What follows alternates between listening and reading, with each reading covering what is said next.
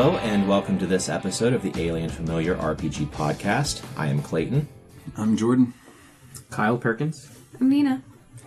And before we get started, I just want to remind our listeners that you can find show notes and more at alienfamiliar.com. You can email us at alienfamiliarmedia@gmail.com. We are on Facebook at facebook.com/alienfamiliar. And I personally am on Discord as DM Scorpio number 0660, and I've created a channel for Alien Familiar Media. And our topic that we're going to be discussing today is hard sci-fi, problems and possibilities for realistic space games. I don't think we really need to spend time defining what science fiction is, what sci-fi is, considering we've spent a good bit of 2 entire episodes talking about it, episodes 8 and 13 for those who haven't listened. So I guess we're just going to get right into it, and I do want to give a very, very baseline definition of sci-fi.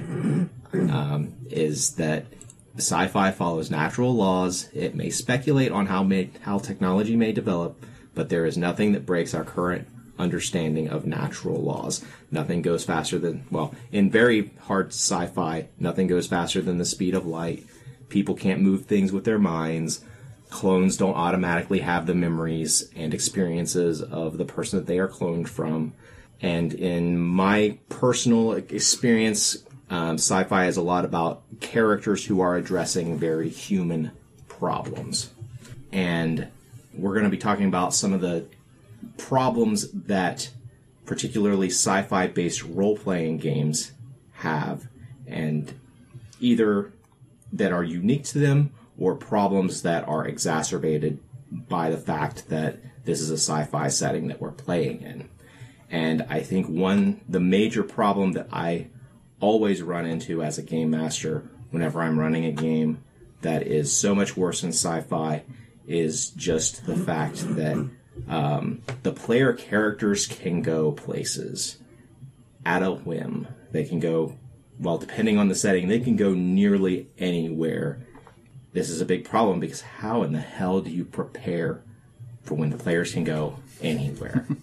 Looking at the problem, I can never find a good solution to it. I think back about just in the past 12 years, the amount of technology difference that we've had, access to information more than anything. Because 12 years ago, in 2005, Facebook existed, but it was only available to people who had a college email account. YouTube did not exist. Smartphones did not exist. And I'm sure if we have any young listeners, they may be wondering what in the hell a person did on the internet back then. Forums, bitch. Or how they even got on the internet. IRC, Internet Relay Chat. AOL. ICQ. CompuServe chat rooms, login, Hey BB, ASL. Did you guys hear that AIM recently shut down? Yeah, heard that. End of an era. God, that was how I kept in touch with people. Sitting at my desktop, talking on AIM. ICQ was my jam. What's a text? I used to leave myself logged into the IRC Star Trek role-playing chat rooms so that in the morning when I woke up, and sometimes even after I got home from school in the afternoon, I could check all the backlogs of what people were talking about so I could chime in. That's precious. Because they were such hidden places that there was always something going on. Oh yeah, man. It was a real fucking just Wild West of conversation topics. It ranged from Star Trek to why Star Trek is good to, Are there any Star Trek critiques or? No. There's nothing to critique. Right. Were people bitching about how, the sexualization of Star Trek and the character of T'Pol? A little bit of that, actually. Mostly bitching about fucking Faith of the Heart. That goddamn opening to Enterprise, because Enterprise was hot shit back then. It was the hot new thing on the block, and it was weirdo, let me tell you. The thing I cannot believe about that theme song is when they made it worse. Yeah, like season 2 or something. Yeah. I didn't make it that far. How did it get worse? Yep. they added a backbeat to it, so it was this weird, like, slightly more uptime kind of version of that same exact Like song. a techno remix? Not No, it's just a little bit more upbeat. Yeah. The first one's got that. The first one's got that almost like country western sort of feel to it. Americana. Almost. Yeah, like, you know, some white guy with a guitar sort of thing. This one added, I don't remember if it was like a drum thing or what it was, but it just made it a little more poppy. Turned it like soft rock kind of Kinda, shit? yeah. You think they were trying to go for the, like, Firefly theme? Like, trying to hit that kind of feeling? I don't know. Because that would have been... That was contemporary. Yeah. I feel like we're already drifting off topic. Yeah, welcome to Alien Familiar Podcast, the Star Trek fan cast. We're going to talk about Enterprise here. Well, hang on. Well, we're talking about hard sci-fi. Firefly. More hard sci-fi than Star Trek Enterprise. Still not hard sci-fi. Yes? No? Thoughts? I think it's wrong to think of hard sci-fi as being a set category that has a series of checkboxes where something has a binary qualification. It's a spectrum between hard and soft sci-fi, because there's all kinds of instances that you can come up with in older sci-fi that were very speculative and at the time would have been considered, you know, pretty soft sci-fi, and then, you know, given technological development, it turns out some of this stuff actually is possible. And so as we discover more, some old sci-fi stuff becomes more hard sci-fi. Yeah, who could have predicted the verification of quantum entanglement? It's a big deal. Well, okay. One checkbox that I think hard sci-fi has to fill is a purposed attempt at explaining itself. Mm-hmm. It has to... No hand-waving. And even if it gets it wrong, it needs to be confident in its explanation so that it sounds like it makes sense. And then the universe needs to adhere to those rules and that explanation. Unless part of the plot is like the discovery of a new thing that breaks a rule, but then that new thing needs to be explained and not hand-waved. A definition of soft versus hard sci-fi that I cling to is in soft sci-fi, you get into a spaceship and it goes. In hard sci-fi, you get into a spaceship and you understand how the engine works. Going back a second, you were talking about the problems with running a sci-fi game, and I think I've run more sci-fi games than fantasy games at this point, and I know exactly the problem you're talking about, and there's two good solutions right off the bat. For one thing, you could run in an established world that has a shitload of places on the table. Star Wars, Traveler's great for that. Trek's okay. Or you could do the thing from Traveler, which is awesome, which is have a really cool spontaneous planet generator that, you know, just makes up a whole new world out of a handful of tables. And that's one of the coolest things about Traveler to me. Yeah. Even in a we're talking about space, but as far as sci-fi, even in an apocalyptic sci-fi setting, you run into the problem, how the hell do you rein in your players? In most apocalyptic settings, I know you've run into this issue as a game master for Apocalyptia, where the players are sitting around and like, you know what? We have 30 gallons of gas. We can get 400 miles away from this shit. Let's do that. Just leave. Well, you got two options at that point, really. You could either, rather than try to push them into, you know, some railroaded plot, you could try to bait them, lead them into, you know, wanting to do what you want, or you could just hang on for the ride. And, I mean, sometimes that's awesome. Mm-hmm. If you're, you know, okay with improvising. That is definitely a skill that you have to build up as a game master. No first-time game master is going to be good at just... Well, guys, where do you want to go? It's amazing how plot points can just appear in a group's path like landmines when they don't know where they're going to be to start with. Well, we've talked about this in the past. When you have players insistent on taking their 30 gallons of gas, jumping in their car, and driving as far away as they can, that's fine. Let them. and then take whatever plot you were going to have happen in that first spot and just move it to the new spot. Right, yeah. I mean, just that's fine. You can do that. I have a wacky idea that I've never implemented in a hard sci-fi game to handle this problem, and I want to see what you guys think about it. If the players decide to jump in their ship and fucking thrust off in a direction, knowing hopefully that there's maybe going to be something there, but they do it wrong, and they end up out of fuel, drifting in the middle of nowhere, as would actually happen to any of us, myself included in a hard sci-fi setting, do you allow that to happen and then basically give them sort of a rewind to be like, okay, you did that, you fucked up, you'd all die. We're going to wind it back and let you try something else? No, you referenced the Out of Gas episode of Firefly. I mean, you could always have, just someone comes along and there's a ship that you can get some fuel from, or you drift past a derelict station, blah, blah, blah, blah, blah. But what about, the reset button? What do you think about it? I hate using the reset button, especially if the players get into the problem themselves and they've been sufficiently warned. If your players know how much fuel they have and they want to try to make it to the next place, but they don't know how far it is, they rolled those dice and came up craps. Well, about 5% of Trek episodes kind of play with this when there's some kind of time loop thing that happens, and, varying amounts of memory returns to various characters.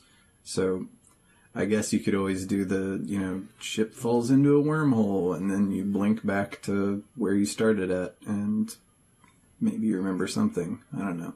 But just like a Deus Ex Machina, rewind thing, I don't know, that'd be cheap. That would cheapen decision making, I think.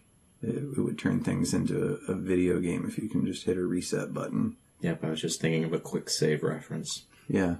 If there was some kind of, mechanic to it, then maybe, or I guess you could do some literary technique and they get caught in a horrible situation, and then some character wakes up from a dream and they were still on their normal course, and they, had this vision of what might happen if they do that. You could do something like that, I guess. The reason I bring it up is that I think there's a reason that, and this might be a topic we'll touch more on later in the episode, but in my research anyway, there is very little in the way of hard sci-fi pen and paper RPGs. Hard sci-fi settings, modules, maybe more of those than a completely devoted to hard sci-fi RPG system. I haven't found very many at all. And I think in general, there's a big reason why we see more shows like Trek and Star Wars and Battlestar Galactica and Firefly and Babylon 5 and Farscape, and I'll stop. And not as many shows as The Expanse. I think it's harder to get into hard sci-fi, You're looking at it and it's like, fuck, that's some chiseled sci-fi abs. That dude's hard. And you're not gonna fuck with him because he's too hard for you. Is he oiled? Oh, he's fucking lubed. Coconut oil, though. He's lubed up responsibly. And anyway, I'd like to run a game for people who they're big Star Wars fans, but that's about as far as their sci-fi love goes. And I was just wondering if having that reset button would allow players to feel a little safer and a little less daunted by everything. I mean, in running Eclipse Phase, I've seen people paralyzed, unwilling to do anything because they're like, I don't know how that part of the world works. I don't want to touch that. Mm-hmm. I know that it's not usually something I'd really advocate for in an RPG. The quick save, essentially, is what we're looking at here. But I'm wondering if it would make people more apt to try hard sci-fi. I think about very difficult, quote, realistic video games that are heavily, intensely resource management based. It's much more comforting to not have permadeath to be able to quick save and try something and be like, oh, that didn't work. So, I don't know. When you're talking about that particular instance of just taking off into the black and see where you go, I think a lot of it depends on what technology is being used for the propulsion there. Because, for instance, with Star Trek, you've got ships that are just slipping along in their warp bubble and have full sensors and can go wherever they want and change course whenever they want. But with sci-fi, where you're like going into some kind of alternative, like subspace kind of thing, like Star Trek, or some kind of like wormhole drive or something. In the Star Wars role-playing games, it's very, very, very difficult and dangerous to go somewhere that you don't already know the coordinates to. You have to do your navigation rolls on your star charts, and you'll pop out to this well-established place. But if you just go somewhere random, you very well are likely going to just die. So, I don't know, I can't remember Traveler. Do they have that kind of travel? In Traveler, you have to know the location that you're jumping to, and then you make an astrogation roll. And depending on the results of the astrogation roll, determines how far away from your location, your goal location, you are. And it is entirely possible to just pop out in interstellar space and be completely fucked, because most ships only have enough fuel to make one jump at a time before they have to refuel. Yeah. And then there's things like Eclipse Phase has those big Stargate things, right? So you're only going to be able to pop out somewhere where one of those things exist. And I guess that proposes another level of control that you can keep over players, where if the ships that the players are in control of are only able to do like planet-to-planet in-system kind of flight, you might have some NPC establishment controlling the gates from one place to another, or like Dune, where you've got a gigantic ship that people have to fly their little ships into and then wait for the space folding to happen. And so you've got this whole guild that controls travel from one system to the other.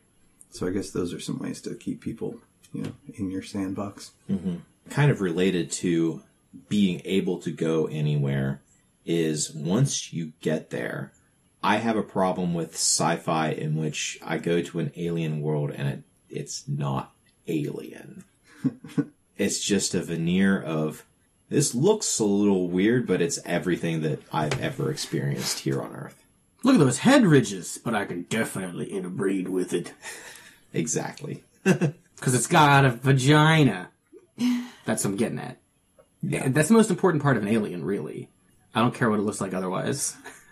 I think that's another one of those markers that it may not be definitive, but if hard sci-fi has aliens, they're typically very alien and not anthropomorphic. And if they show up at all, they're probably like, some kind of an animal, some worm, or, fungus or something like that. I can't think of an instance of hard sci-fi where there's, a Klingon walking around or something. One of my favorite depictions of aliens that are pretty damn alien is the movie Arrival. Yep. I think that's a pretty cool way of doing it. One of my least favorite depictions of aliens is the Mass Effect series. I mean, I like the Mass Effect games. They're fun. But, come on. You make the blue people that can have sex with anything, and you make them have boobs even though they're not mammals. You're literally... and yes, I know there's an in-universe explanation. They're designed that way by some bunch of higher powers. Whatever. God bless them. I'm okay with both of these things. But in this episode, we're talking about hard sci-fi. And if you're going to do hard sci-fi, your aliens need to be, and this is hard to do, creatively designed so that they are from a completely different biology, a completely different habitat, and they think like inhuman monsters. Because that's probably what stuff's going to look like. I think the Aliens films are a great example of this. Ridley Scott's Aliens trilogy. I guess we could talk more about the offshoots if you want to, but just straight up Aliens and Alien, Alien 3 too. They've all got really strict scientific shit going on, and the stuff that they do encounter that is sci-fi, the aliens themselves, are pretty damn believable. They're horrible, but, there's nothing going on there that looks like magic to me. Related to things should look alien, I'm not just talking about the alien creatures themselves, but also the world itself. Okay, it is conceivable that you would have a planet that is an entire city if if the setting were that far in the future, there were that many, space travel was that ubiquitous, yeah, you could have an entire city that is an entire world. But that is so fucking huge. The logistics of keeping all of those people just fed would be an absolute nightmare. You would have to have so much transport coming in and out that it would defeat the purpose to have that concentrated mass there to do anything for a particular purpose, let alone just people living in the city that size. You know, one thing I always thought was weird about Coruscant is how it's not just a frying pan. Like, that whole planet would be so fucking hot. Mm-hmm. You've got dark buildings over every square inch of the place, and, you know, where's the weather pattern come from? Well, it's because Star Wars doesn't explain anything like this, because it's not hard sci-fi. Maybe it's at the very edge, the outer edge of the Goldilocks zone, and so it gets less heat from the sun, and the buildings are actually helping to make it habitable.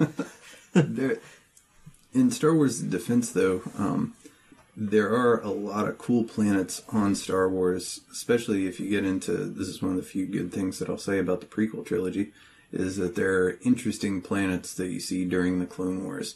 The original series is pretty much, you know, mono, what's the word I'm looking for? Climate planets, but especially in Episode 3, there's a lot of cool little planets that you just see flashes of, like when Order 66 happens. Like, I can't remember what planet it was where Aayla Secura gets killed, but it's just like huge glowing fungal things all over the place in place of trees. And there's that weird canyon planet that Obi-Wan Kenobi was on, you know, riding that weird lizard thing. But I don't know, when you read the various galactic guides for Star Wars, there's a lot of really cool planets that just kind of get mentioned briefly. And part of my problem is that the fact that there is an entire planet that is just one biome. Yeah, even, that was the word I was looking for. Even if it's all the same climate, go out into the woods, you will encounter a few different biomes just walking through the woods. There are things that are specific to a particular area due to the natural resources that are available. Some area the soil is a little bit more fertile, so certain things grow there. And whenever you get into the issues of Tatooine, where it's all sand, and there are sand raiders, and there's these very big things, like these big mammalian covered in fur type creatures walking around on this desert planet. There's a lot of things that just don't make sense. Yeah, banthas don't add up. Yeah. When we talked about this briefly last time, I'd like to go back to the very strict definitions of hard sci-fi that you were proposing. Have you rethought that? Because it sounded like, to me, you were kind of scraping to even come up with an example that would fit such a strict definition of hard sci-fi. There is nothing that fits every single criteria that I have for this is definitive hard sci-fi. Just because by nature of the genre, there has to be some speculation, there has to be some wiggle room. It's just the decision of how much wiggle room you're going to have. My definition is still incredibly rigid, so that literally nothing can fulfill hard sci-fi in its purity in my mind. What is the point of a word for which it defines nothing? That's his fetish, man. Don't fucking don't shame it. I'm not ashamed. I'm just trying to figure out what is even the utility of having that term. Perfection is a journey, not a destination. It's an unformed ideal. Well, what do you think about things like The Martian, for instance, or Gravity? Like, those are pretty arguably hard sci-fi. Those are right? very hard sci-fi, but I can point out things that are just wrong about them. Like Gravity and the fact that she is able to just hop from station to station within an amount of time that her air doesn't run out. Certainly improbable. The that the telecommunication satellites are in the same orbit as the space station satellites. That was an odd one, yeah. What about the Martian? The way he grows food isn't the way you would grow food if you were to terraform Mars. How would you go about doing it? Oh, I'm not sure. I've just read a long article being like, this is wrong, and like it's not even close to right, but it's interesting. And I'm like, cool. I'm not a very science-minded being. It has to do with toxins in the soil and whatnot. There's toxins? Supposedly. Well, toxins to humans, at least. Not to Martians, though. Yeah. Kyle, you mentioned The Expanse earlier. I think that is probably my gold standard for sci-fi right now. Until you get into later stuff in the show, which I'm not going to spoil, for especially most of the first season, there is not a thing that's proposed that I can think of that is very far-fetched at all. They do kind of ignore gravity a little bit, but they bother to explain its long-term effects on people that grew up on asteroids and stuff. But the weaponry that they use, the propulsion that they use, the fact that you have to turn the ship around and fire thrusters in the opposite direction to slow down, the fact that people anywhere in the solar system can see pretty much anything else that's going on in the solar system unless it's obscured by an object. Like, there's no secrets, there's no stealth, really. That hits a lot of good buttons for me with the hard sci-fi category. In things like The Expanse, it's the very little things that you see that you realize they thought about, and then it just makes me giddy. Like, whenever they're on, I don't remember I think it was Ceres, there were some birds flying around. The birds weren't just flapping their wings. They would flap a couple times, and then they would kind of coast a little bit because the gravity was so little that they didn't need to flap their wings the whole time. So they had adapted themselves to operate in this environment. Have you seen season 2? I have not seen season 2 yet. There's a really cool scene there where some Martians show up to meet with some UN representatives because of a interplanetary conflict, and as soon as they get out into Earth, they're immediately moving like they're crippled because they've grown up with much less gravity, and they're also essentially blinded by the sun with Earth atmosphere, and they're just hobbling around like they're decrepit. Well, even in season 1, there's the scene with the Belter who was taken to Earth and then basically tortured by nothing else but being under gravity. Yeah, that was great. Yeah. I want to kind of get into some more gaming-specific problems. And one thing that I have a problem with in games in general, but it's even worse in sci-fi settings, is ship crew combat is not action-packed. I don't know if I've ever said this actually on the podcast, but I sometimes describe combat in games as 30 seconds of action crammed into 30 minutes. And that is for systems with quick combat generous. rule systems. And ship combat is just even worse. Like, imagine on the deck of the USS Enterprise, I don't care which letter. C. Okay. Ambassador class. How do you by a woman? How do you make it fun describing the actions of the tactical officer, who is arguably in combat the second most important position on that bridge, the second most to do in a combat, where he's just there moving stuff around on a screen and hitting buttons? How do you make that fun? How do you make that exciting? And that's the second most exciting position on the bridge.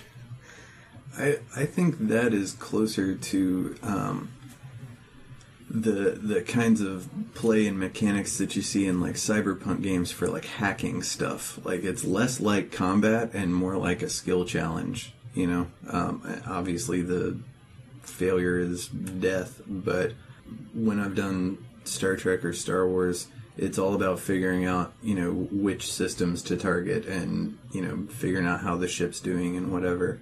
Weaknesses of the enemy ship. Yeah. Stuff like that. That kind of thing. And,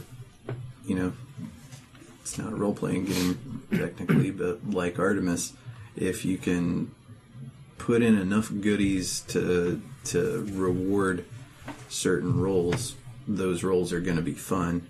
I think the most fun that is had on a ship crew rather, is engineering, because they're making sure that all hell's not breaking loose or minimizing hell breaking loose. Yeah, the engineer does literally have to run around the ship and fix problems. Yeah. Like, run into areas where the atmosphere is venting to space and patch the holes, or put out a fire because fire is fucking terrifying in space. Dealing with gravity going out and having to fix that. Mm-hmm. In Star Wars, I usually dealt with it by, letting people pick where they wanted to go, but having, rather than Trek, where you've got one tactical officer controlling the whole weapon suite of the ship, you have, you're on the top turret, you're on the bottom turret, you got the torpedo launchers, whatever, and then people feel like, they've got their domain, and it's more or less the same as, one-on-one combat at that point. They're just using a bigger gun than they can normally use. God, motion, though. That is the fucking worst. I have never seen a sci-fi role-playing game that does ship combat well, much less realistically. I don't know if realistic would be fun, but doing it in a way that's at all compelling. Hell, most computer games can't do it, so how could a tabletop game do it? Star Wars has tried, but it's always like a two-dimensional grid thing that you do. Trek doesn't even bother in most of the shows or in the game. You're just, two giant ships blasting away until one relents. The Wrath of Khan is the only poignant examples, because Khan displayed two-dimensional thinking. In the last Next Gen movie, which one was that? Nemesis. Nemesis. They had some, maneuvers going on when Riker was in control of the ship, and doing some kind of cool moving around stuff. But yeah, that's about it. The new Star Trek Discovery has done a lot more of that. There's way more, not quite dogfighting, but definitely, complex maneuvers that happen in their space battles. But I don't know, that show's got its own problems. One thing I wanted to talk about is this notion of doing complex things, like moving, locating a target, hitting the target, let alone the myriad of other things associated with keeping people alive in a metal box in space. I think that on the lighter end of things, you could assume that a lot of these difficult things just sort of work. And I don't mean hand wave them, because I think to make a hard sci-fi game, you, the DM, it's a challenge. You need to be able to, at a degree to which you're comfortable, explain this stuff. You don't want to just say, yeah, you guys make it from Earth to Mars. What do you do there? No. You need to explain, you find the right launch trajectory, you have the appropriate amount of, cargo loaded and distributed properly for this type of, a conjunction Mars journey, blah, blah, blah, blah, blah, blah. I don't want to get into that at some point in this podcast, but explain some things, set the scene like you would in any game, but none of us, no one except maybe an actual astrophysicist or, fucking aerospace engineer who's running a game would be able to explain, this is how I would do this. And so you can't expect your players to either. But what you can do is say, okay, players, you are plotting a very simple transit from low Earth orbit to lunar orbit. Someone needs to be in charge of acquiring resources for the trip, and someone needs to be in charge of loading of cargo and balancing of cargo. Someone needs to be in charge of, personnel, make sure you got enough people or computer systems that are working for the trip. And lastly, someone needs to be in charge of, the actual plotting or piloting or inputting of commands into the autopilot to do this. Make me rolls for all of these things, and base your player's success based on those different areas. And then the thing you would handwave would be, obviously you're not going to require someone to know exactly how you would manually line up your ship's docking ring with the station. You're not going to make anybody actually plan caloric intake for a crew of 10. These are things that hard sci-fi takes very seriously. I think a lot of it comes down to really well-themed skill checks that make your players feel like they're in that universe and make your players feel like, man, even though my character is making a skill roll to make sure that I've planned the caloric intake for 10 crew properly, it sounds boring as fuck unless you theme that really well. You can talk about, here's some surplus. The Chinese the Chinese Russian space program had this cooperation that failed, and there's a lot of surplus stuff from 20 years ago, and supposedly the food bars are still good. They have a shelf life that would last this long. They don't taste great, but you can buy those cheaper, or you can buy this top of the line Nutrigel produced by the Swedish blah blah blah blah blah. That makes it cool, right? That makes it really neat. A lot of it comes down to your flavor, making those skill checks seem and feel fun. Mm-hmm. Every sci-fi game I've played, Trek, Apocalyptia on a Mars base that's lost contact with Earth, Star Wars, every single sci-fi game I've ran, it's Eclipse Phase, there's skill checks out the butt. Yeah.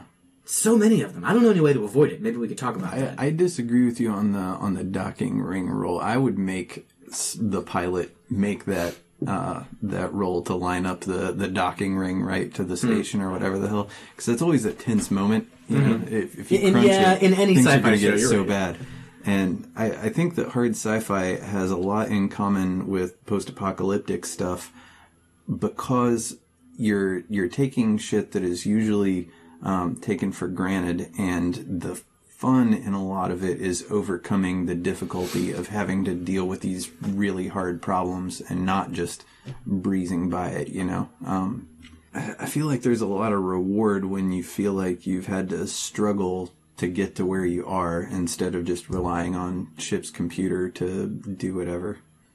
And that's another decision to be made, is how granular do you want to be? Mm-hmm. Adding that docking ring procedure and making that a roll is one step, more granularity that could make things more challenging, more tense, more interesting, or potentially more frustrating for your players if for some reason someone didn't take great piloting skill, even though you told them it would be a space game.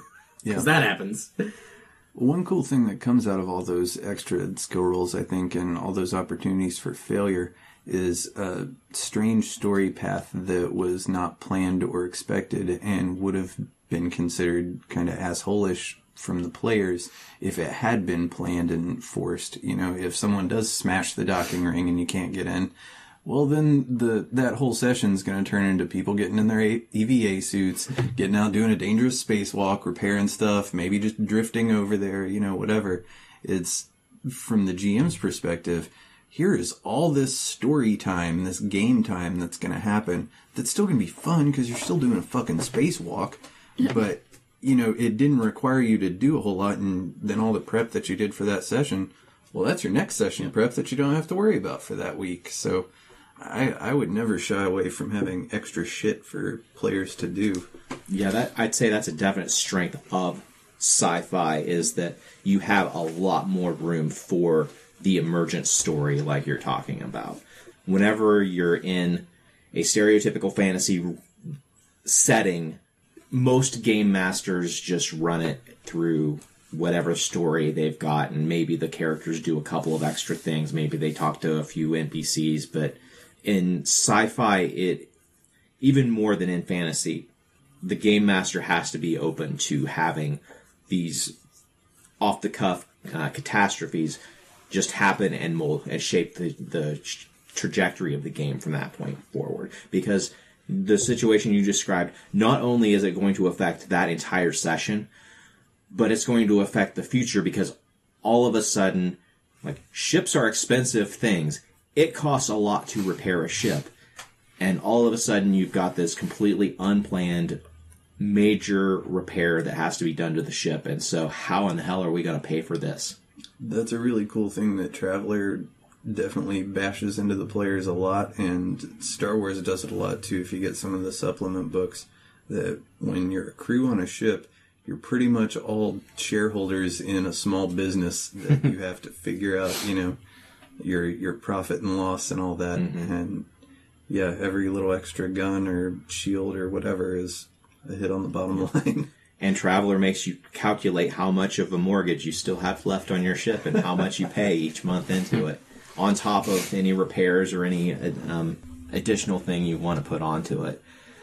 Just getting into that point is like doing all these extra skill rolls that have the potential to influence the entire rest of the campaign. Something that is absolutely critical for the players being able to do that is for them to understand what is possible and what is available. Mm-hmm. And I feel like even worse in sci-fi, this is a hang-up in that, like, the Star Trek game where we played, where literally everyone sitting around the table was a huge Star Trek fan. That game was phenomenal because we all knew what we could do. Mm-hmm. Anybody who was not as versed in Star Trek as we were, they probably would have been completely lost in a few of those situations. Mm-hmm. We find that happening all the time in Eclipse Phase. I keep bringing this up, but it's because it's the biggest challenge I've seen in that game. Every single session. It doesn't help that we do have some unfortunate breaks in between sessions, but I think even if we didn't have those breaks, there's such a learning curve. Every single session, I see people sitting there not quite knowing what they can do, and even if they do know what they want to do, they're not quite sure how to do it. I think that's why I've shied away from running. I've never really ran a hard sci-fi game. It's not because I have a friend group and a role-playing group that is always interested in trying new things and new systems, and we get along well, but I really don't want to have to have like 3 sessions of just primer lecture. For one thing, I'm not completely qualified to do that. It's a really cool, one of my favorite iterations or types of sci-fi, and yet I've never ran it. Mm-hmm. It's a hurdle that I'm not quite sure how to get over. And we've talked about a few strategies for that, adjusting granularity and whatnot. What about for just complete and total neophytes? They're interested in trying something, they like you as a DM. Hard sci-fi might not be their jam. I would not suggest somebody who is new to role-playing games play a hard sci-fi game as their first game. As awesome as Traveler is, as awesome as character creation is, where you know who your character is at the end, the possibilities in Traveler are just too much for a new player to be able to I didn't mean total newcomers to RPGs. Okay. Sorry. I mean someone who is very new to sci-fi and certainly new to realistic hard sci-fi. A valuable thing to look at would be, and I agree that a total newcomer to RPGs should not start with Traveler, but someone who is experienced in role-playing games, maybe like a Nina Richner type figure. Oh, me! But also, might not know about hard sci-fi, like a Nina Richner type figure. Oh my gosh. I think that's the thing with hard sci-fi. If you've got somebody that's new to gaming but is way into science, then they'd probably pick up hard sci-fi a lot easier than they would, Dungeons and Dragons or something. Or even like Star Trek, where it's, make some technobabble and you effectively have magic. Because like we talked about before with post-apocalyptic stuff, the closer it is to what you can do in day-to-day life, the quicker people will be able to figure out what they can do as players. And so, if you're just a person in a machine that works more or less like other machines that you've encountered, you're going to have a better idea of what's possible.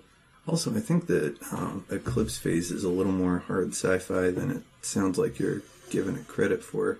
I think the difficulty with that, though, is that it doesn't have a terribly realistic culture that has grown up around the technological abilities that humans have at their disposal.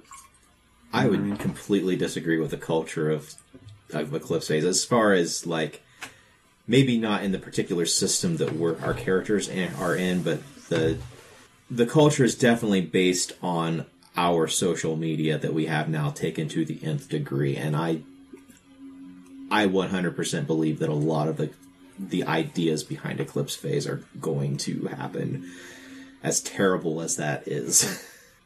I don't know. Eclipse Phase, it seems like the cultures in that world, a lot of them are, just archetypes taken from human history and politics and everything, with the added implications of technology or whatever, but I'm surprised at how little coherence there is to anything, because it's very anarchic, and I don't think that things would last like that for very long in that kind of setting.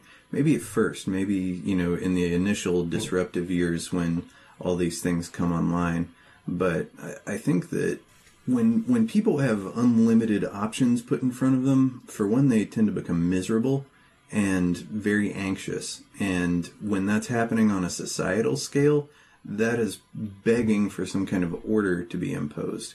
And there are examples of stuff like that, kind of happening in eclipse phase. Like, what are the guys from Jupiter, the Jovians? Mm-hmm. That's like the one instance I can think of. Maybe there's a couple others, but there's lots of examples of people trying little anarchist, hippie, do your own thing sort of societies, and they fall apart pretty quickly because humans are humans. But we're only like 10 years after the fall. That was a huge cataclysmic event that shaped the politics of the solar system. Mm-hmm. And right now we're playing in basically that anarchic time where there are people accumulating power trying to rebuild the communications that had existed that got completely fucked when the Titans went through. Mm-hmm.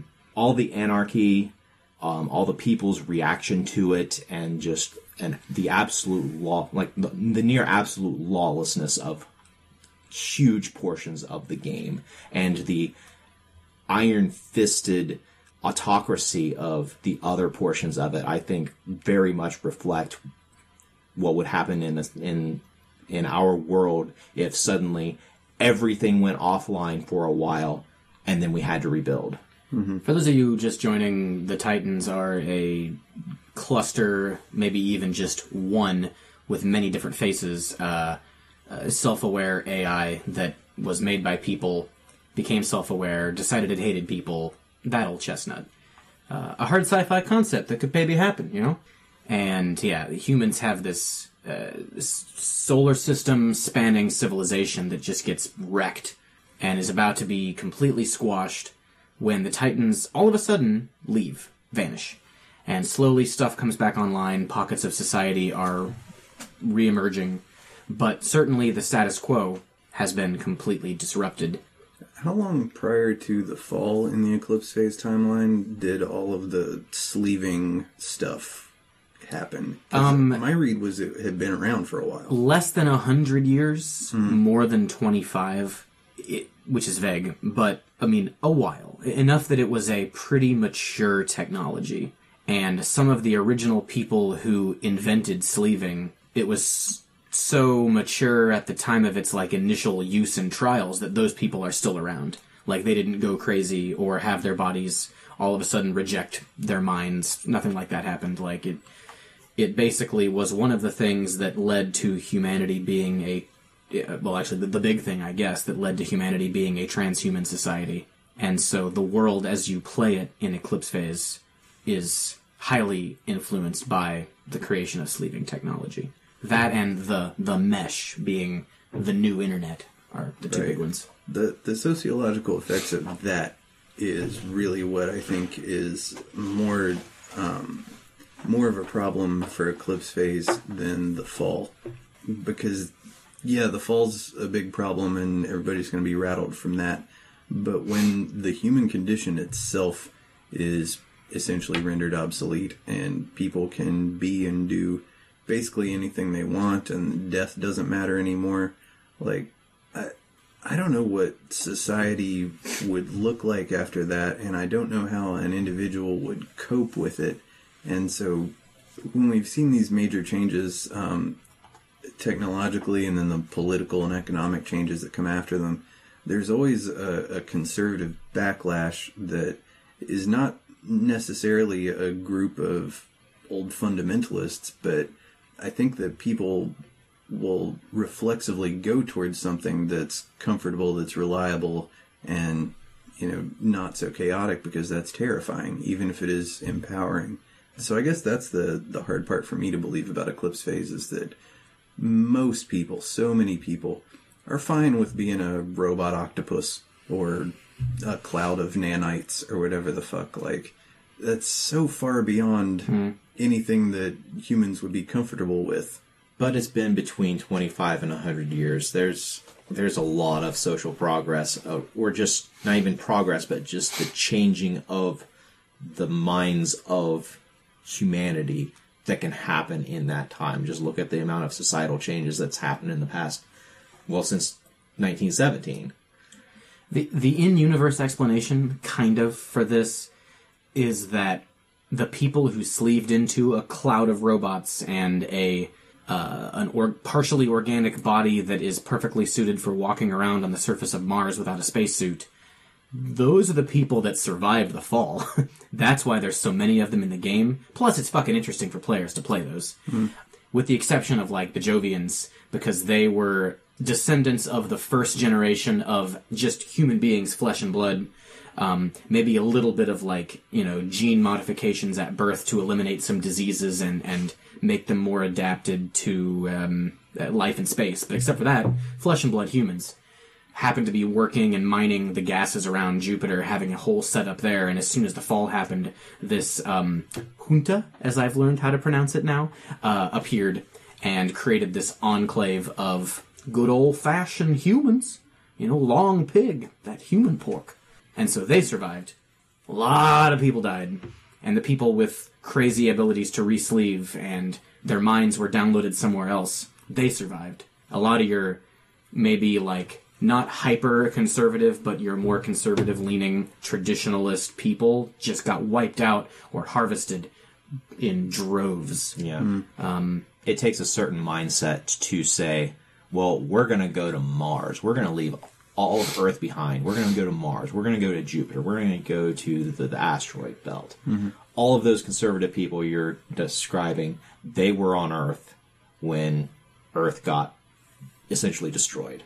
Well, even among the survivors, I have a hard time seeing how, the types of people that would be fine inhabiting these bizarre bodies and any number of bodies that they can hop between, how they would maintain any kind of connection with other people, because their identity themselves can be forked, but I don't see much that creates a cohesion in society there. There's very little that they all have as a shared stake in things anymore. And I don't think that the Eclipse Phase setting reflects them having anything like that.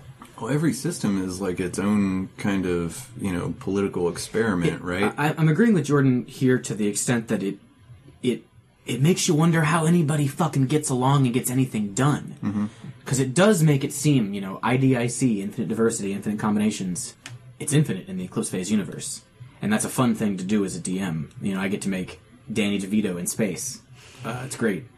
But but it makes you wonder how any given, tiny station around an asteroid, or all of the, the Jovian system for that matter, how does anybody fucking get along? There's so much difference and so little reason to cooperate when it seems like you could just go off and become a fucking whale that can dive into the sun. That exists. Why haven't we seen those? Because y'all aren't We're not close on to the sun. We're not the sun. I know. Very No, far from you're the right. sun. I understand that. I just want. Oh, that sounds like the perfect creature. I think that this is a cool thing to bring it back to hard sci-fi discussion when planning a game, especially. It's not just about caloric content for 10 people and knowing how to hit that docking ring. Okay. Okay.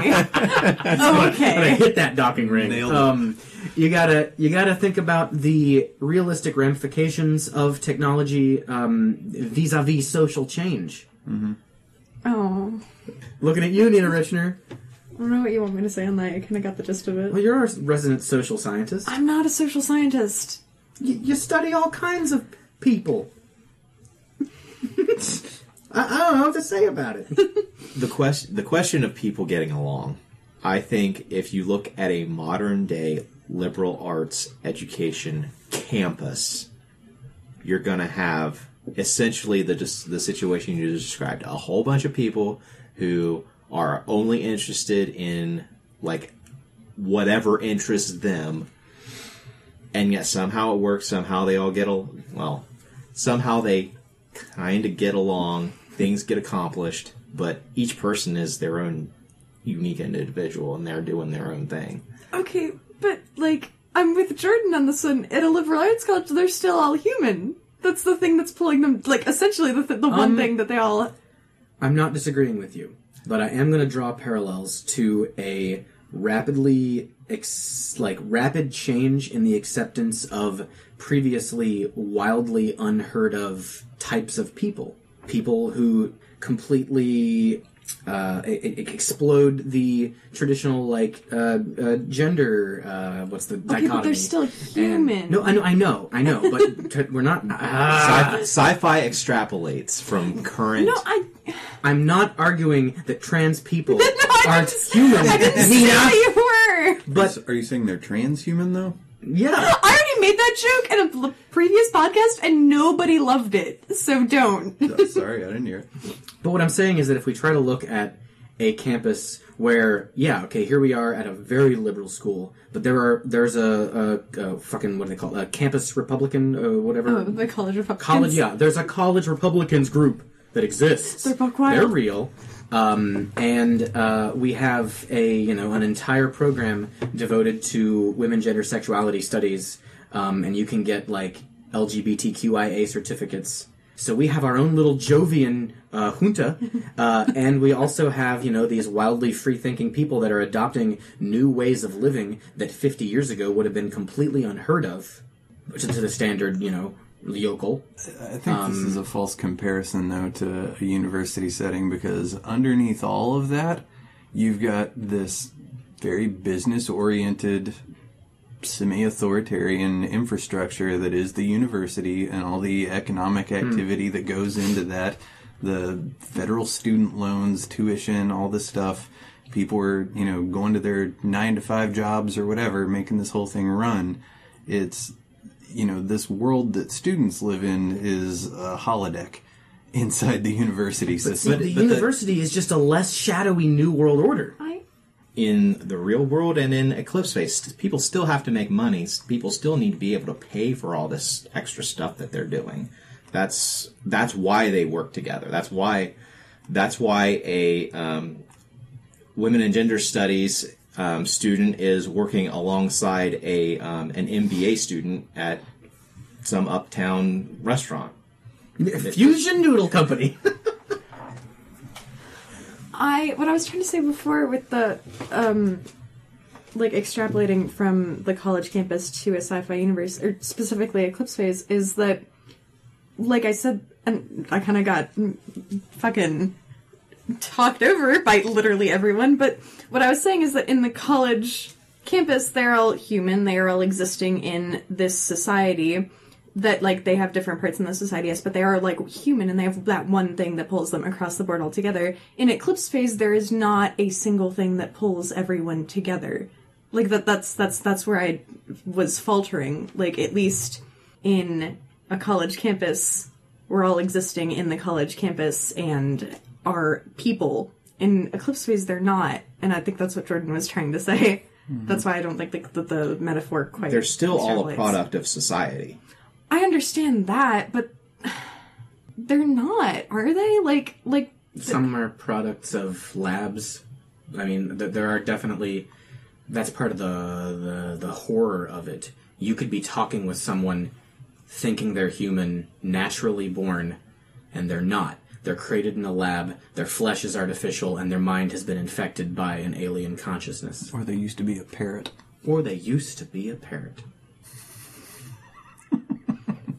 I just thought it was a fun little thought experiment to try and look at and I was just saying it confused me. Like, that was just the part that confuses me, and why it doesn't, like, quite match up in my brain. Yeah, you wouldn't have the same kind of, diversity and all that, I don't think, as you see on a liberal arts college campus.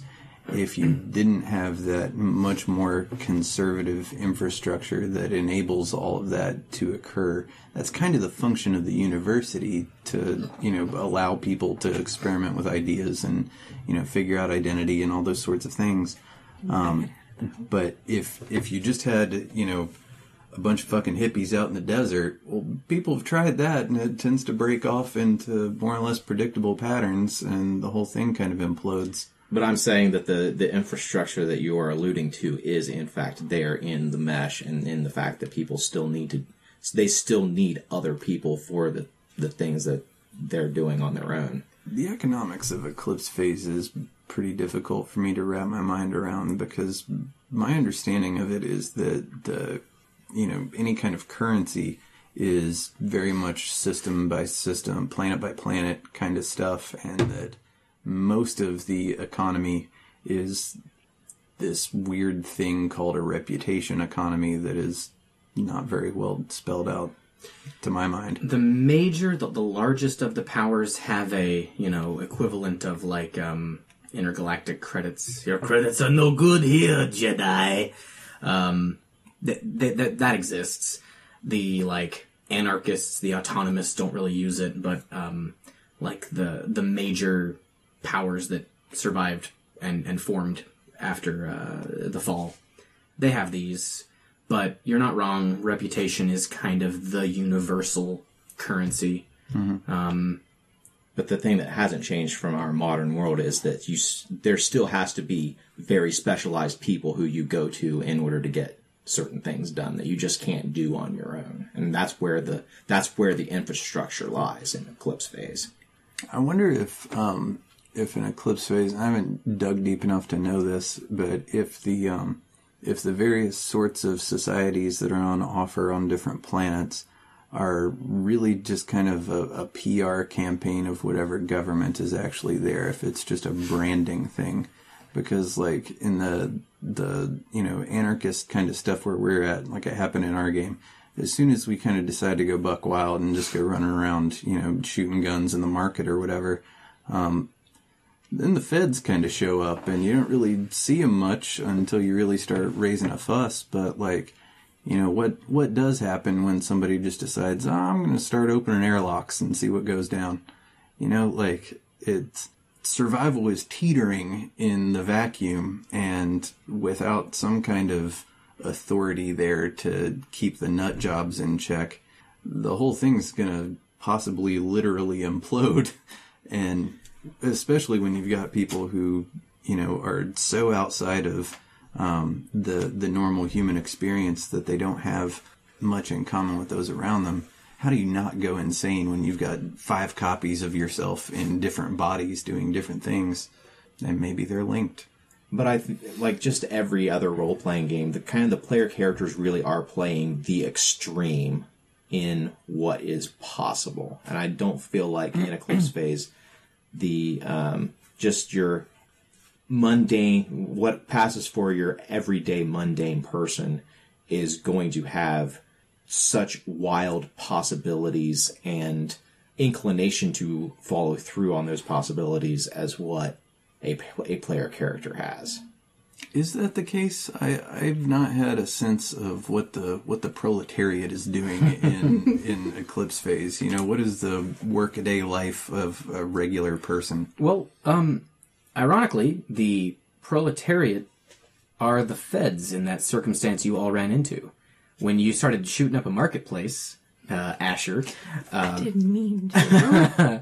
The people who sleeved into these flesh wall morphs, these grotesque walking walls that can link their blubber together, those are just rando citizens who happen to be the quickest to, or maybe it was their turn to volunteer to be on watch and sleeve into those things and go surround a threat to stop it and kind of freak it out.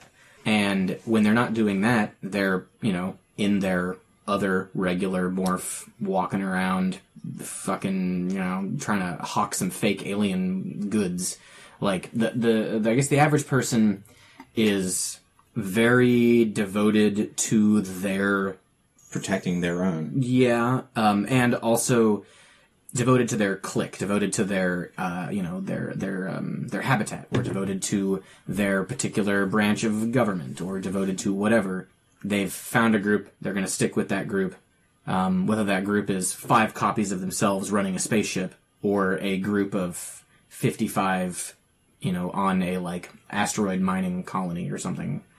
The people like you, the players, people who have the desire and freedom to shake things up and kind of bop around, those are the players in Eclipse Phase, in my opinion, are weird and are special and better, like players in RPGs tend to be, because they have the desire and the freedom to shake things up and bop around and go to different places.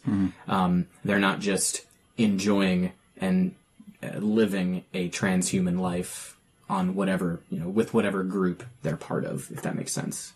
I just had a thought, as you're describing this, at the end of popping into my mind the analogy that the police and the the different social structures are all volunteer based, kind of like how my I live out in the country, and my fire department is a township volunteer fire department. I was thinking back, I wonder if anywhere in Eclipse Phase, and this is a potential seed for anybody who is running Eclipse Phase, if the different police departments and stuff are volunteer, like in the mid 1800s, the fire departments were in New York City, and they're very territory oriented, so you can have a couple of different police groups show up to handle the situation, and they end up fighting them amongst them, not amongst themselves, but their opposing rival police force, in addition to the player characters. In Eclipse Phase, one thing I can't figure out is how it is that whoever the dominant military power, be it in a space fleet or best hacker army or whatever, how they are not just running roughshod over this conglomeration of disconnected groups. Maybe that's the Jovians or whoever, but when you've got one pretty tough power and then a whole bunch of disparate groups, one by one they can start whittling away at this collective and, playing themselves against each other. And, they've just got the mass of their organization on their side. You know what I mean? There's not a lot of coalition between all of the smaller systems. And it's like Republicans versus Democrats when you've got one group of people that all kind of go lockstep versus herd of cats. I mean, it's not hard to see who tends to win in that kind of scenario. You know what I mean? I think Eclipse Phase set 30 or 40 years after the fall, we'll see that. Yeah.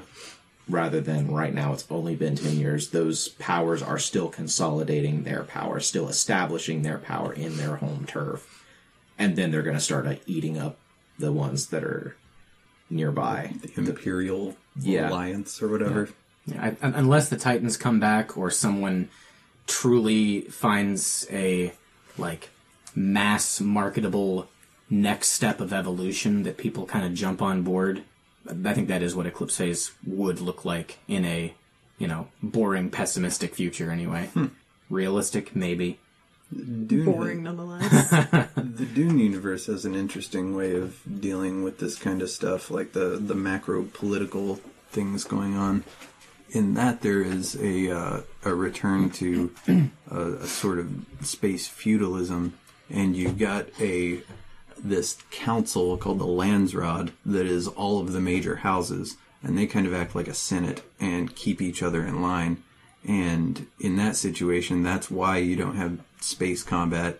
That's why you don't have anybody using nuclear weapons.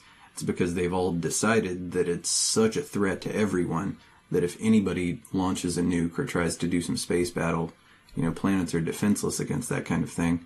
Then they are all in a mutual protection pact that they will just obliterate whoever the one outlier is that tries to do something crazy in that kind of situation. Have you read that far in Dune? Mm-mm. It's neat. Everybody's got a series of hidden nuclear silos randomly in space, and as soon as anyone tries to go launch a nuke against somebody else's capital, they know that their whole planet's surface is going to get turned to glass from everybody else just bombing the shit out of them. This brings it back around to something I wanted to talk about. The idea that fun tropes of many different types of games, but we'll go regular sci-fi, soft, flabby, chubby sci-fi. Stuff like the ace fighter pilot, the gunslinger, the cunning diplomat. I guess that one might still exist in hard sci-fi, but the rogue hacker, the keyboard cowboy. These things, especially those first two, in a real, true, hard sci-fi setting, they're not going to exist. You're not going to see World War II style space battles where you got planes dogfighting. No. A lot of it's going to be focused on advanced, early detection of threats, so that as soon as that thing comes around the circumference of the planet, and as soon as it is there, and maybe even a little bit beforehand because you've timed it out perfectly, you're gonna, fucking railgun your metal chunks at it, and it's gonna shred the thing before it even has a chance to see you. You're not gonna see that really awesome space pilot. Not gonna happen. And those are things that players like. Those are things that I like. I have a counterexample of that. Okay. All right. That's okay, because I want to know some ways to bring these interesting themes into hard sci-fi. Obviously, you're going to have space battles done by drones. You're going to have ubiquitous surveillance, at least on our current path. You're going to have weaponry that doesn't look like a DL-44 Mauser broom handle modified blaster pistol. It's going to be really boring-looking laser packs. I guess there might still be a place for, hell, I don't know, is caseless ammunition going to make a comeback?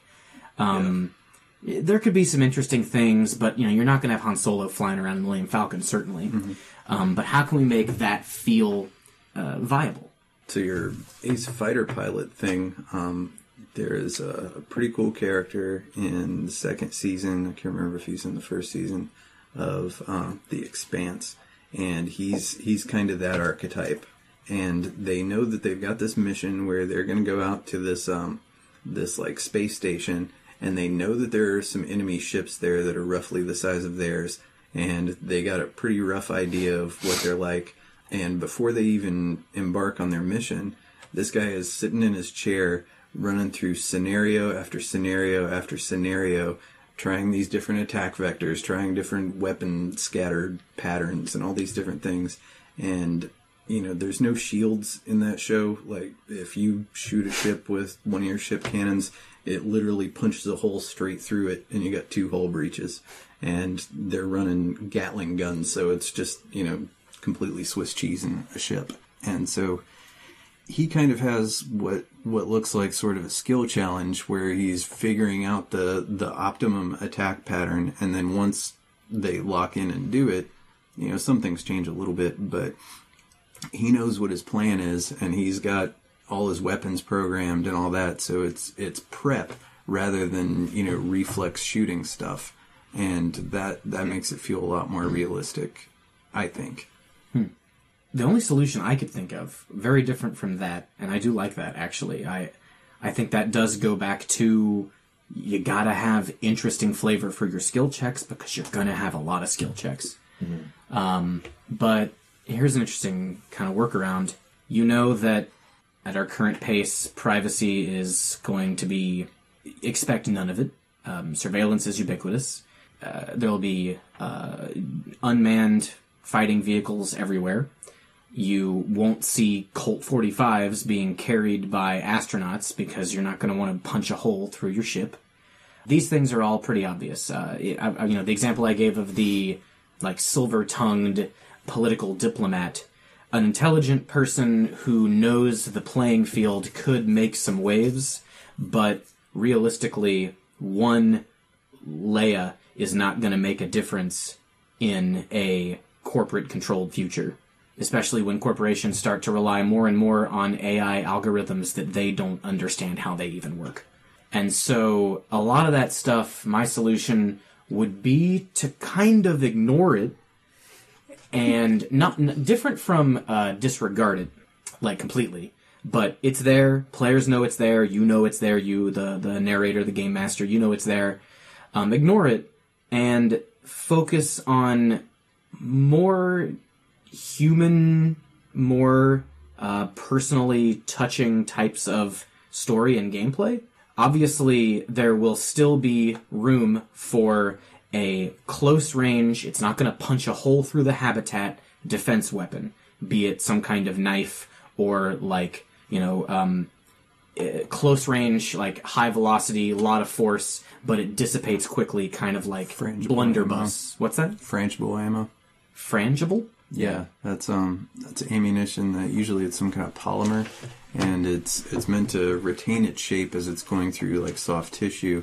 But as soon as it hits something hard, it just shatters into like dust or little particulates. It's a real thing. Cool. I was thinking they actually exist. Wooden bullets are, used for kind of crowd control type stuff, or were used. Knee knockers. Anyway, so you know that there will still be room for a player to carry around a concealed weapon and walk through a station looking for that asshole to get revenge because he did something bad. These things can still exist, and you can still have all of the emotional moments that you might remember from your fantasy game, all that role play that you care about so much. Having these massive, unchangeable, probably going to happen in our lifetimes, terrifying, old god level monsters that are going to be impossible to bring down. Just because they're there doesn't mean you have to think about them and only focus on them and cause your players to feel like your world is so dark that they just get down and depressed and sad. Mm-hmm. We experienced that at the start of Eclipse phase a little bit. Jordan, your character, you said, was too close to these behemoths. Mm-hmm. And so you had to play a more simple character. Yeah. Simple in terms of their, like, worldview, anyway. Mm-hmm. Well, sci-fi has always been about a very human character dealing with and addressing very human problems. Addressing the human condition. That's what I see a lot of sci-fi boiling itself down to. It may have all this fancy technology and everything, but the bottom line of how the characters are relatable is that they are human, that they all have the same human foibles, they all have the same human drives that real people have. And in a game, even in the real world, I think in the future, that's going to be where humans continue to have purpose, is dealing with other people. Everything else may get automated, but people are not going to want to interact with machines for everything. Mm-hmm. People are going to want to see a human face, an actual human face, and respond to an actual human in most situations, most personal situations. And the types of adventures that you're probably going to be running are those really human situations where you've got to deal with somebody and deal with their motivations for what they're doing. Because that's how you defeat bad guys in this type of setting, like Eclipse phase, where the main big bad guy can just re-sleeve and re-sleeve and re-sleeve. That's how you're going to defeat them, is not by killing him and just absolutely wiping out his existence, but getting through to him on a personal level and changing his mind. Or if there's some kind of jammer that prevents him from casting his ego somewhere. I don't know if that's a thing or not. I also think that one benefit to hard sci-fi that looks like a problem to start with, but really is a good resource for storytelling, is the scarcity that has to be there. That you're not on the Enterprise with unlimited energy and resources and whatever. When you're thinking about things like fuel or oxygen or whatever, that's a point of contention. You've got so many people that all want their share of whatever the resource is.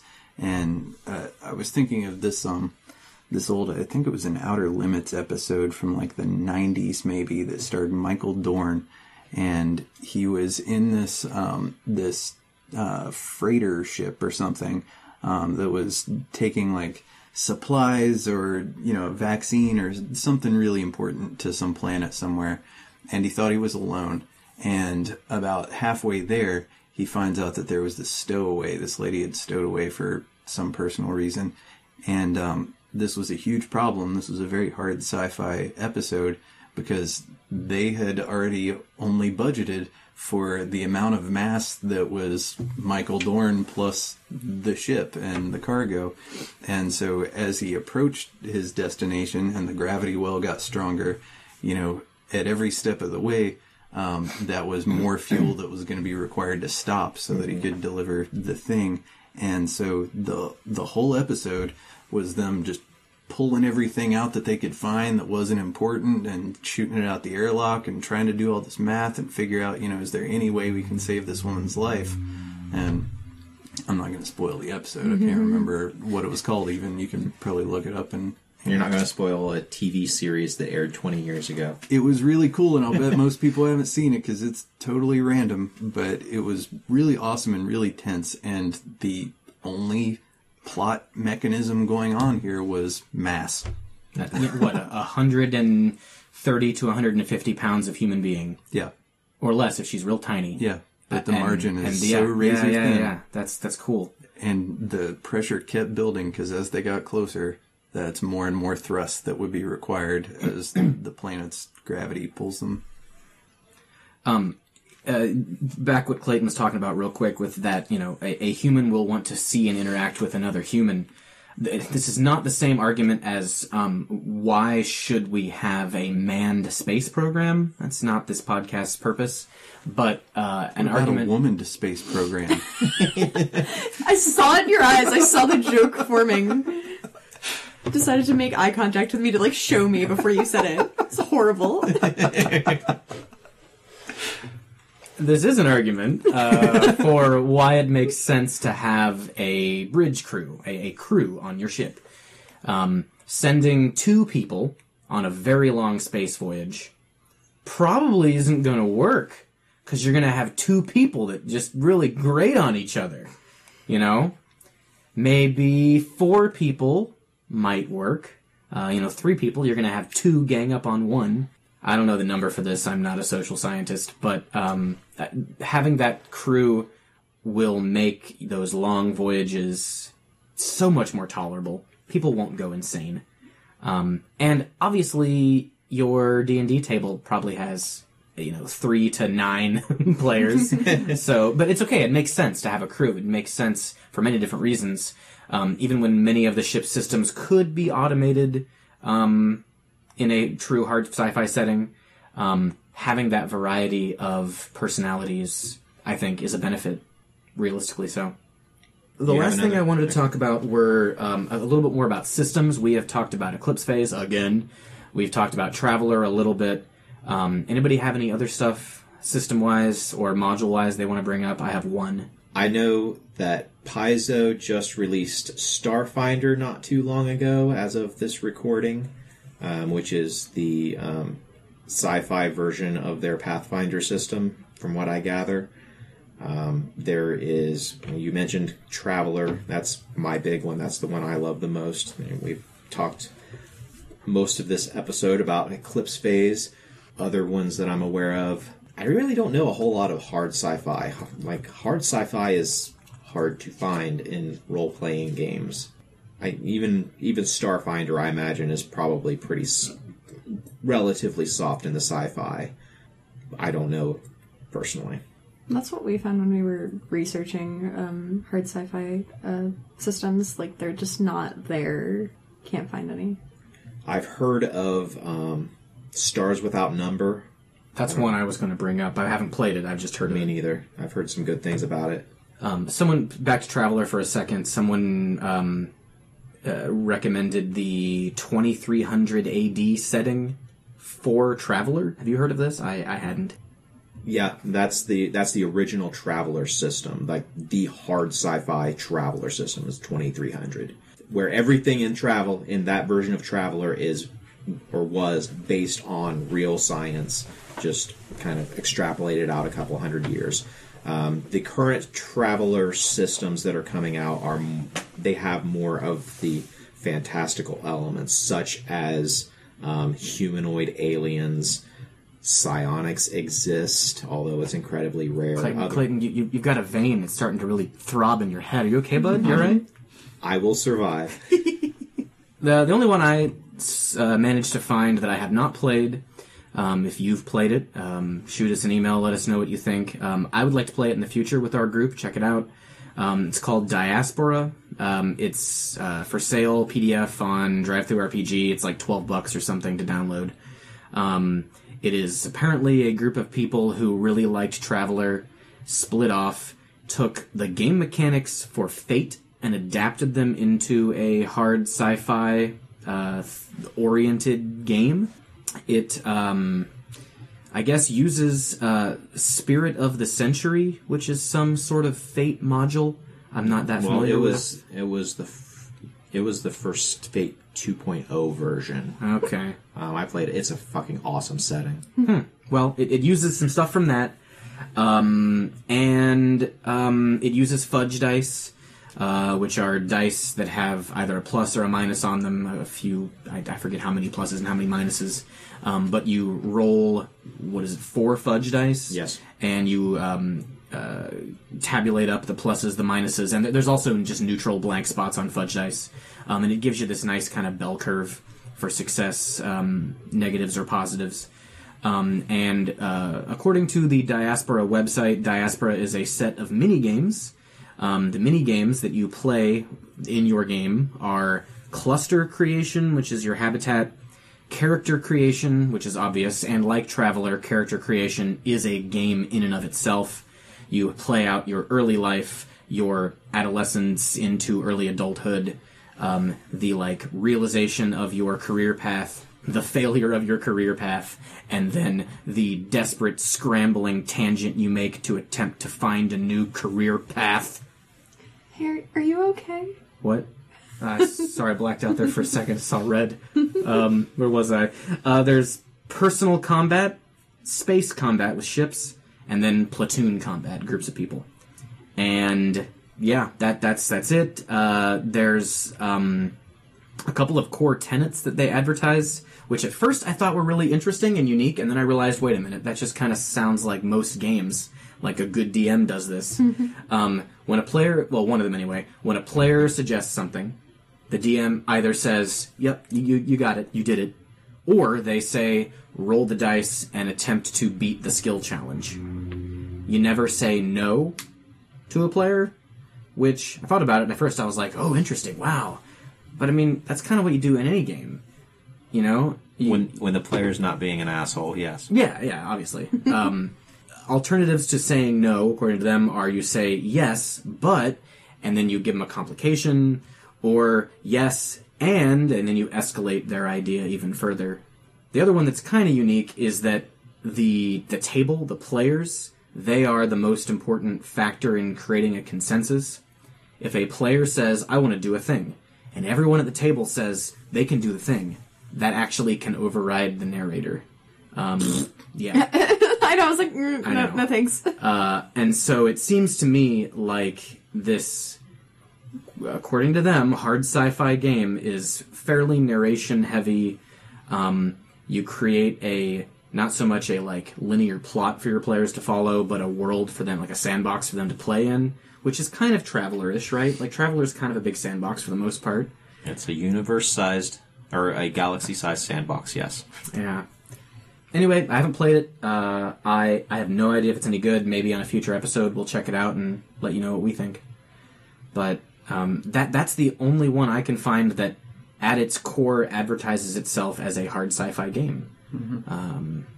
There's kind of a lack of that, really. Even looking up, doing some Google foo for hard sci-fi tabletop RPGs, you don't find a lot. Well, I think hard sci-fi as a genre has really waned. The heyday for hard sci-fi as far as literature was probably the 50s through the 70s, and since then it's kind of gotten progressively softer. For the most part.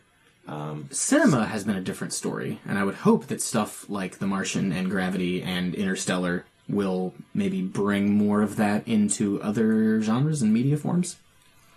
There is a Starship Troopers game coming out of that era, Heinlein and Arthur C. Clarke and those kind of guys. Again, I haven't played it, I've only read about it, but Heinlein's pretty notorious, at least in some of his work, for being pretty hard sci-fi. So this game came out before the Paul Verhoeven movie? I think there's actually two games. I think there's an older one that's more like the book, where dudes are just running around in like mech suits and fighting, aliens and stuff. But I think the one that's more movie-like, I think that game is a tabletop war game, if I'm not mistaken. Would you like to know more? I think anything with a space marine gets a lot of hard sci-fi cred, even if it does do ridiculous things like sending alien-fired asteroids across interstellar space. If you're using a machine gun, you're definitely on the hard sci-fi end of the spectrum. Yep. All right, guys. What do you say we stop this bullshit and start rolling some dice? I'd love to. Well, what's the mass of the dice? What kind of delta V can our roll generate? I need to know the composition of the dice. Is it going to have like some kind of asymmetrical spin once we get it going? What are the friction properties of the surface? That's very important as well. Rolling? Well, we are using my metal dice.